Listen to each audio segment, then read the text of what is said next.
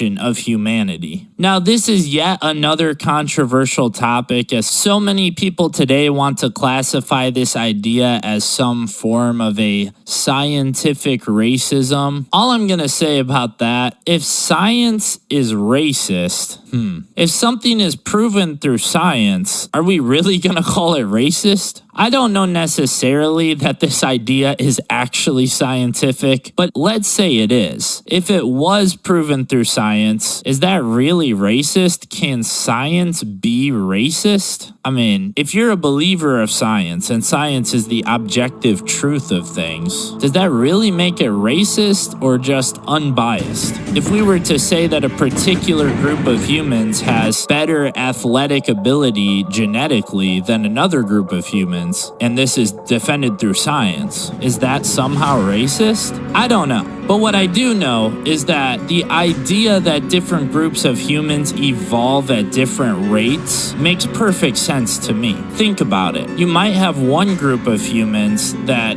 way back in history explored into the frozen north of the world, and another group that explored into the warm, arid south. Because of the difference in climate in these two different areas, it's reasonable to assume that these two different groups of humans evolved differently. Now, that's not to say that one is better than the other by any means. In fact, both of them have developed their own particular advantages based on the climate that they've adapted to. This does not make one better or superior at all. It just simply makes them more acclimated to that particular climate. I am not a scientist by any stretch of the word, but logical thinking would tell me that this idea makes sense. Now, as far as the de-evolution of humanity, I don't feel like this is necessarily that crazy of a concept either. In our world today, we have developed technology to a point where we no longer need to rely on many of the functions of our body that we used to. Our brains don't need to think as much as they used to because we have AI to do it for us. If you are a person who chooses to use that for thinking, we don't need to use our muscles as much as we used to because we have different forms of technology to do those tasks for us. So it only makes sense to me that we as a species are de-evolving because we no longer have to use these different things. Now, you might argue that it's not necessarily a de-evolution. Perhaps it is just a further evolution. But in my eyes, we are less capable and a less competent species than we once were when we had to rely on our bodies and our physical strength, as well as our intellect, in order to solve problems and accomplish tasks. Because of technology today, we no longer have to rely on those things, and in my opinion, this is a downgrade, a de-evolution. In Robert E. Howard's stories, we often see examples of both the evolution and de-evolution of groups of humans. There are civilizations that advance to a point of luxury. We see this time and time again through the Thurian Age and the Hyborian Age. And then there are civilizations that downgrade to the point of savagery. The Picts in the Hyborian Age, which used to be quite advanced in the Thurian Age, is a good example. Even the Sumerians and the other descendants of the Atlanteans have, in a way, somewhat downgraded from the Thurian Age. But even these terms, downgrade and advance, might not be necessarily proper in the cases of Robert E. Howard's stories, because we can look at a group like the Sumerians and think they are much more capable and competent than the advanced kingdoms, so-called advanced kingdoms like Brithunia. Perhaps there's a sweet spot in the evolution, an area that is just between savagery and civilization that is perfect. And when you get too far to one end or the other, you start to reach a turning point where you must then either evolve or devolve to get back to this sweet spot. In the story Rogues in the House, we see an example of this in a much more devolved state in the character of Thak. It is stated in the story that Thak is some sort of a pre-human species, something that is very close to being a recognizable human, but not quite yet there. And with that, let's go ahead and get on with the breakdown of the story. Rogues in the House starts not with Conan, but with a character named Murillo. Murillo is at a festival, and a man by the name of Nabonidus, otherwise known as the Red Priest, approaches him, presenting him with a severed ear. Now, Nabonidus is sort of the behind-the-scenes ruler of a city in Zamora in which the story takes place. This ear that he presents to Murillo is a grim omen, one that indicates that Nabonidus has it out for Murillo. Now, we soon learn that a Cimmerian, Conan, had helped out a gunderman in stealing from the Temple of Anu. And in this temple, there was a priest who acted as both a spy for the city police as well as a fence for the thieves. The gunderman was hanged, and Conan got away and beheaded the priest. Now, eventually, Conan was betrayed by a woman that he was sleeping with, as she reported him to the guards, who then captured him and threw him in jail. While in the prison, none other than Murillo shows up to offer Conan a means of freedom. He would let Conan out in exchange for Conan going to kill Nabonidus. Conan, of course, agrees as he desires his freedom, but the plot goes south when the guard who was supposed to be letting Conan out was then locked up himself. Nonetheless, they did manage to remove Conan's bindings, so his hands were now free, and the new guard comes to take the old one's place. He sees that Conan is in the prison cell eating a hunk of meat and comes in to give him a beating, but Conan, with his hands now being freed, ends up being the victor of the fight and escapes. While this was all happening, Murillo learned that the plan to free Conan had gone south and sort of panics and decides to take matters into his own hands. He will go to kill Nabonidus himself. And he goes and he enters the homestead manor of Nabonidus and eventually finds him sitting in his chair in his iconic red cloak.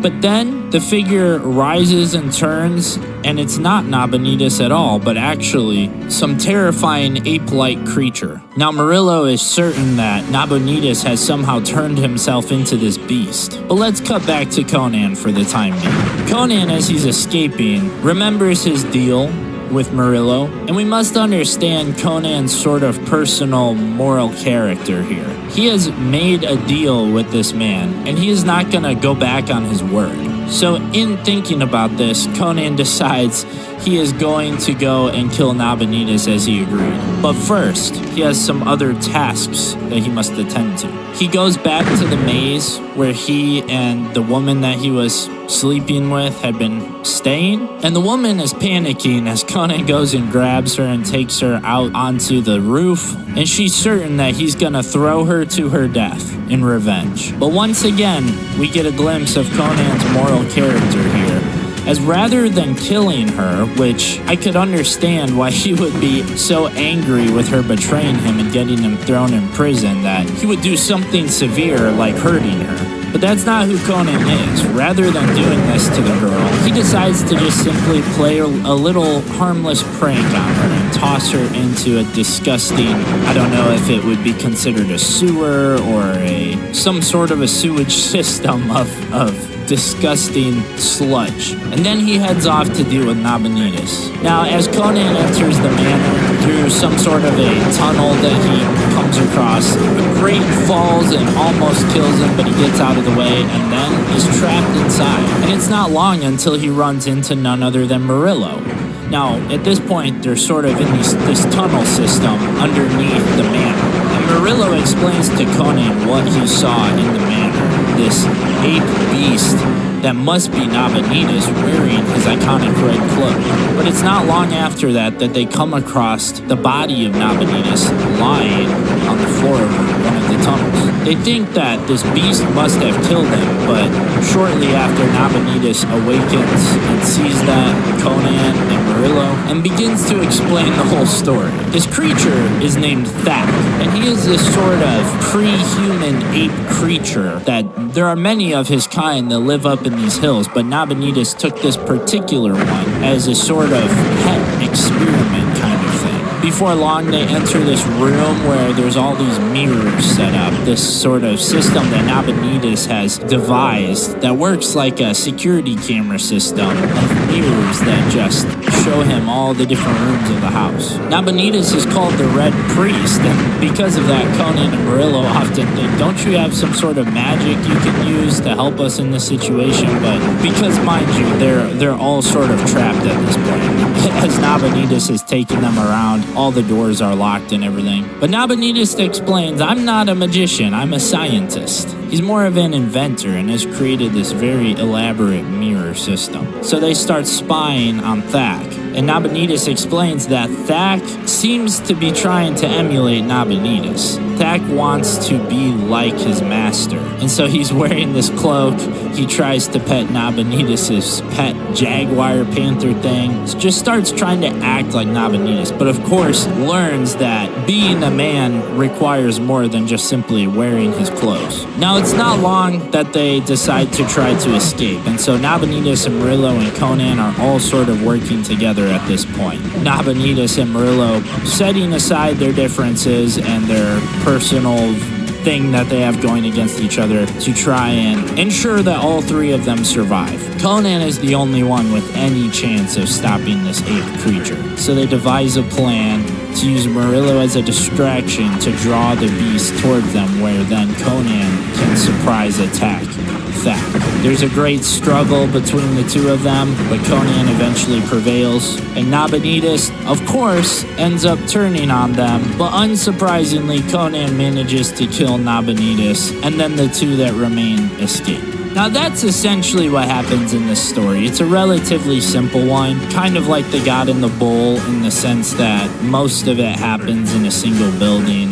It's relatively short of a story, easy to get through. But there's one particular thing that I would like to highlight about this story, and that is Conan's comments as the three, Nabonidus and Murillo and Conan, are sharing some wine after defeating Thak. This is the quote that I read at the beginning of this video, where Conan reflects on the fight with Thak and realizes and states, I did not kill a beast today, I killed a man. Which is really kind of an interesting thing and shows us a lot about Conan. You know, I've had a little bit of controversy on this channel lately when I put that video about the Veil of Lost Women out, and a bunch of people on Reddit got mad because I'm arguing that Robert E. Howard was not racist, and these people are all going, obviously he was racist, he lived in the 1930s, as if that just automatically makes somebody a racist because they lived in that time period. That's so silly. But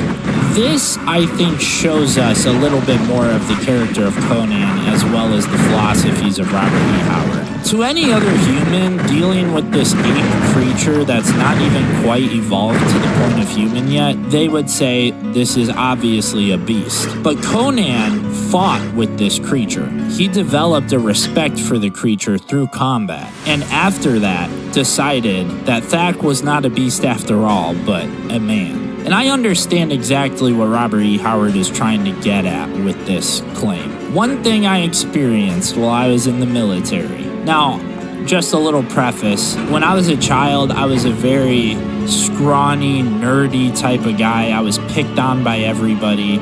You know, I was a big Star Wars nerd. I loved Legos. I would bring them to show and tell. And I went to a small school, so I had the same, 16 kids from kindergarten to high school in my class. That was the size of my class, just for the record. Any of you people that say, I lived in a small town, it only had about 30,000 people. Dude, I lived in a way smaller town than that. So I got picked on a lot. And then when I joined the Army, I got picked on more. However, and I will say, there was some racial elements to that. There was, I'm a white man. At the time, I was a white boy. And every now and then, there would be people of other races who would start fights and things with people of races different than themselves. It seemed like it was almost like a trying to prove yourself sort of thing. Something that's probably similar to some things that happen in prison. Military training, in a lot of ways, can be a little bit similar to prison. Obviously, probably not quite as extreme, but there are some similar characteristics. Yet, here's what I experienced. Several times I had been picked on, gotten into physical altercations, usually started by the other person. Well, almost always started by the other person, because remember, I was a scrawny, nerdy kid. said, I wasn't trying to pick fights with these guys that were way bigger than me. Sometimes they were black, sometimes they were Hispanic, sometimes they were white. It didn't always matter. But it's a bunch of young men filled with testosterone. We've been working out regularly. I mean,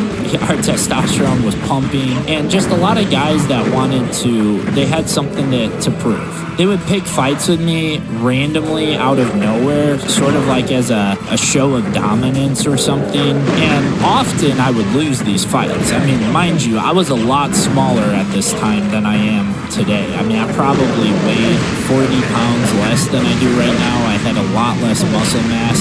At the time when I joined the Army, I could not do 3 consecutive Army push-ups without failing.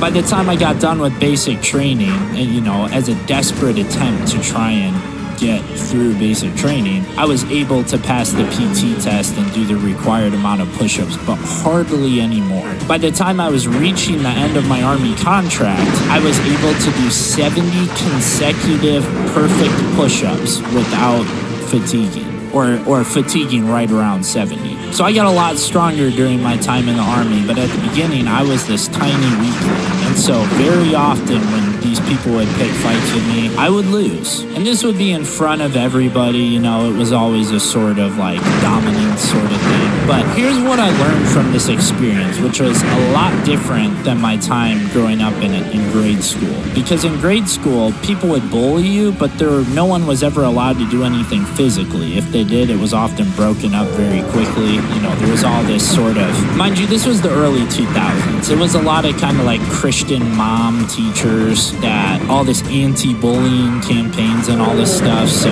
no one was ever to get the physical stuff out of their system.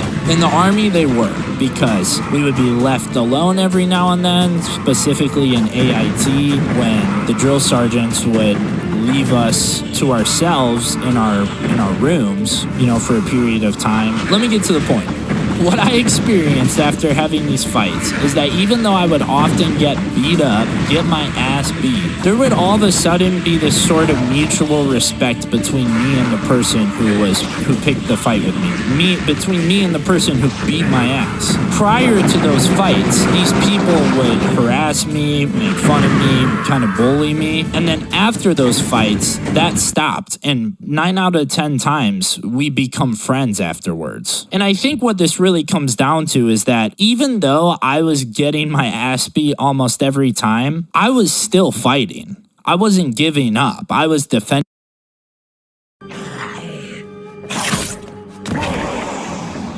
When Baraka was first introduced in the Mortal Kombat, Mortal Kombat 2 is one of the best sequels in gaming history, following on the heels of the quite excellent 1990s.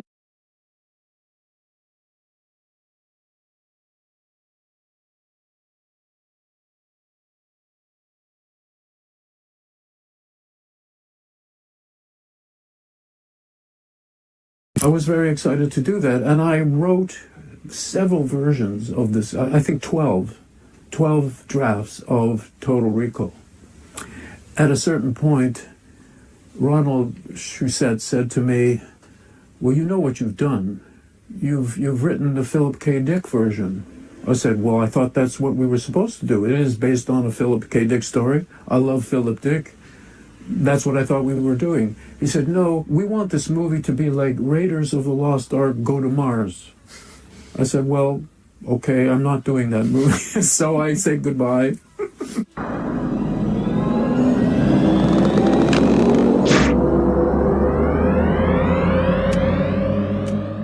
The creator of Total Recall was a man named Philip K. Dick. When he was just 23, he began publishing science fiction stories for magazines and made very little money. Philip also wrote many books, and he stated in 1960 that he was willing to take 20 or 30 years to succeed as a literary writer. Unfortunately, his prediction was very close to home because the many books he wrote in the 60s were passed over by the big publishers. So he settled for small publishing houses to promote his books, and he made little money in comparison. To get by, he wrote frantically and often in deep financial straits. Throughout his life, he was consumed by drug addictions, 5 marriages, erratic behavior that sometimes came off as delusional or hallucinogenic. He stated one Strange and terrifying marathon lore secrets you didn't know about.